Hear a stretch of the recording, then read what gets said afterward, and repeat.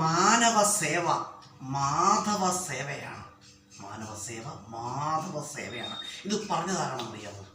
ഇത് പറഞ്ഞത് ലോകപ്രശസ്തനായ സ്വാമി വിവേകാനന്ദനാണ്. സ്വാമി വിവേകാനന്ദൻ പറഞ്ഞ വാക്കുകളാണ്. മാനവ സേവ മാധവ സേവയാണ്. നമ്മൾ ചെറിയ കഥ പറയുകയാണ്. ഈ കഥ പറയുകയാണ് കേട്ടോ. നമ്മൾ ഇന്ന് രാധാദേവിയുടെ ഒരു കഥ പറയുകയാണ്. രാധാദേവിയെക്കുറിച്ച് പറയണമെങ്കിൽ പോലും ശ്രീകൃഷ്ണ പരമാത്മാവിൻ്റെ അനുവാദം വേണമെന്നാണ് കേട്ടോ. നമ്മൾ ചെറിയൊരു കഥ പറയുകയാണ്. ഒരിക്കൽ കൃഷ്ണൻ വൃന്ദാവനത്തിൽ കഴിയുന്ന സമയത്ത് തൻ്റെ ഇഷ്ടപ്പെട്ടവരായ ഗോപികമാരോട് കൃഷ്ണൻ പറയുന്നുണ്ട്, തനിക്കായിട്ട് നാളെ ഒരു സദ്യ ഒരുക്കൂ എന്ന് കൃഷ്ണൻ തൻ്റെ ഗോപികമാരോട് പറയുന്നുണ്ട്. ഇത് കേട്ട മാത്രയിൽ ഗോപികമാരെല്ലാവരും ചേർന്ന് കൃഷ്ണന് സദ്യ ഒരുക്കുകയാണ്. സദ്യ ഒരുക്കി, വിശാലമായ സദ്യ തന്നെ ഒരുക്കി. എന്നിട്ട് പിറ്റേ ദിവസം അവർ സദ്യയുമായി കണ്ണനെ തേടി പോവുകയാണ്. കണ്ണനെ തേടി പോകുന്ന വഴിക്ക് ഗോപികമാരുടെ മുന്നിൽ ഒരു അമ്മയും കുഞ്ഞും വഴിയരികിൽ കിടക്കുന്നു. അവർ ആ കുഞ്ഞും അമ്മയും വിശക്കുന്നു, വല്ലതും തരണേ എന്ന് ഓരോ ഗോപികമാരോടും അപേക്ഷിക്കുകയാണ്. പക്ഷേ ഇത് കേട്ട് ഗോപികമാർ പറയുന്നുണ്ട്, ഞങ്ങൾ ഈ ഭക്ഷണം കണ്ണനായിട്ട് കൊണ്ടുപോവുകയാണ്, അതുകൊണ്ട് ഈ ഭക്ഷണം നിങ്ങൾക്ക് തരാൻ കഴിയില്ല എന്ന് ഓരോ ഗോപികമാരും ആരോട് പറയുന്നു? ആ തെരുവിൽ കിടക്കുന്ന അമ്മയോടും കുഞ്ഞിനോടും പറയുകയാണ്. കുഞ്ഞാണെങ്കിൽ വിശന്ന് കരയുകയാണ്. അമ്മയാണെങ്കിലോ അമ്മയ്ക്കും നല്ല വിശപ്പുണ്ട്, കുഞ്ഞിനും അമ്മയ്ക്കും നല്ല വിശപ്പുണ്ട്.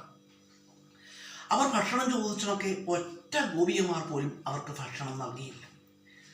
അങ്ങനെ ഇരിക്കെ ഈ സമയത്താണ് കണ്ണന് വിഭവസമൃദ്ധമായ സദ്യ ഒരുക്കിക്കൊണ്ട് രാധാദേവി ആ വഴി വന്നത്. ഉടൻ തന്നെ രാധാദേവി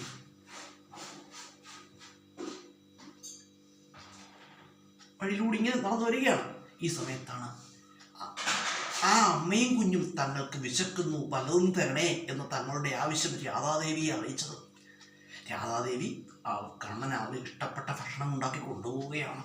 പക്ഷേ ഈ കുഞ്ഞിൻ്റെ അമ്മയുടെ സങ്കടം കണ്ടപ്പോൾ രാധാദേവി സർവ്വതും മറക്കുകയാണ്. രാധാദേവിയുടൻ താൻ ഉണ്ടാക്കിയ ഭക്ഷണം മുഴുവൻ ആ അമ്മയ്ക്കും കുഞ്ഞിനും നൽകുകയാണ്. ആ അമ്മയും കുഞ്ഞും ഭക്ഷണം കഴിച്ചു. പെട്ടെന്നാണ് രാധാദേവി ഓർത്തത്, അയ്യോ, ഞാൻ കണ്ണന് വേണ്ടി ഉണ്ടാക്കിയ വിഭവസമൃദ്ധമായ സദ്യയാണല്ലോ ഇത്. ഇനി കണ്ണനോട് എന്തു പറയും? കണ്ണനാണെങ്കിൽ ഉച്ച സമയമായി. കണ്ണൻ ഇനി പോയി സദ്യ ഉണ്ടാക്കിക്കൊണ്ട് വരുവാനും കഴിയില്ല, കാരണം അതിനുള്ള സമയവും ഇല്ല. രാധാദേവി അങ്ങ് വിഷമിച്ചു. എന്തായാലും കണ്ണനോട് പോയി കാര്യങ്ങളൊക്കെ പറയാം എന്ന് കരുതി രാധാദേവി കണ്ണൻ്റെ അടുത്തേക്ക് പോവുകയാണ്. ഈ സമയത്ത് മറ്റുള്ള ഗോപിമാരൊക്കെ ഭക്ഷണം കൊണ്ടുവച്ചു. ആ കണ്ണൻ പറഞ്ഞു, എല്ലാവരും ആ ഭക്ഷണം അവിടെ വെക്കൂ എന്നൊക്കെ പറഞ്ഞു. എല്ലാവരും ഭക്ഷണം അവിടെ മേടിച്ചു വെച്ചു. പക്ഷെ കണ്ണൻ ആഹാരമൊന്നും കഴിക്കുന്നില്ല. ഈ സമയത്താണ് രാധാദേവി ഓടി കണ്ണൻ്റെ അടുത്തെത്തിയത്. എന്നിട്ട് കൃഷ്ണനോട് പറയുന്നു, അയ്യോ കൃഷ്ണ, ഞാൻ ഉണ്ടാക്കിയ ഭക്ഷണം, അങ്ങേക്കായിട്ട് ഉണ്ടാക്കിയ ഭക്ഷണം വഴിവെക്കിൽ കണ്ട ആ അമ്മയ്ക്കും കുഞ്ഞിനും കൊടുത്തുപോയി.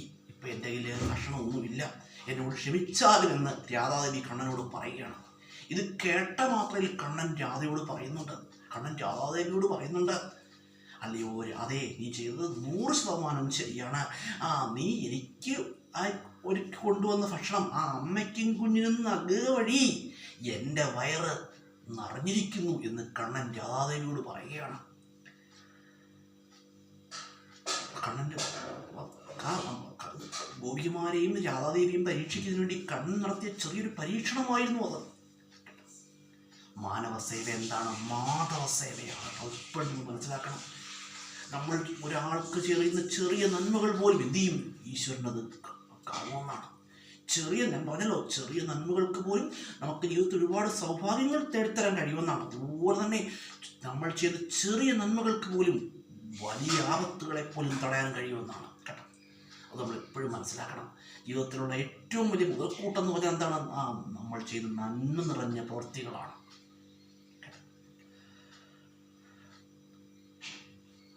മാനവസേവ എന്താണ്? മാധവസേവയാണ്. മാധവസേവയാണെന്ന് പറഞ്ഞത് നമ്മൾ എപ്പോഴും ഓർത്തുവെക്കുക. മാനവസേവയാണെന്ന് പറഞ്ഞതാരാണ്?